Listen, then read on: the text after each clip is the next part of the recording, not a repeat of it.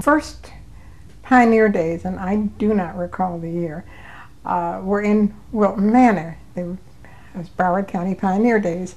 And our city manager, who was Skip Johnson at that time, had received a notice, I don't know quite when, that this was going to happen, and asked if Oakland Park would have an exhibit there, the Historical Society. He called me the day before. I think he called me like on a Friday morning and said they had to be there Saturday. They were going to have this, and well, I had plans for the weekend. I was going away, and I didn't know what to do. So I called. I said, "What kind of an exhibit am I going to have?" He said, "Oh, I don't know, pictures or things." So I called some wonderful ladies who belonged to the Oakland Park Women's Club, and old friends, and they said, "Don't worry about it. We'll take a card table and put it up and have that with some pictures." And they did. It was fine. They took care of it through the weekend. So on the next week, sometime, I think the city manager received a note or a call or something thanking Oakland Park for participating, and he said, "Do we have a historical society?" And I said, "No." And he said, "Start one." So I called somebody that I knew in one of the other historical societies, and I said, "What do you do? How do you get started?" And they told me. So then we started from there, and we organized, and we were very successful in getting members. We had a lot of people who had been here for a long time who were interested in it.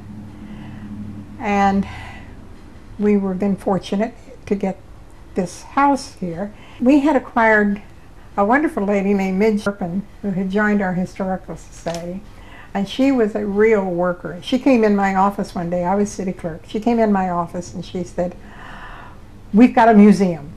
And I said, "What do you mean?" She says, "It's a free house." And I said, "What are you talking about?" So she told me that on Northeast 39th Street here, down about a block and a half, I guess, there was a sign out in front of this house that said, "Free House."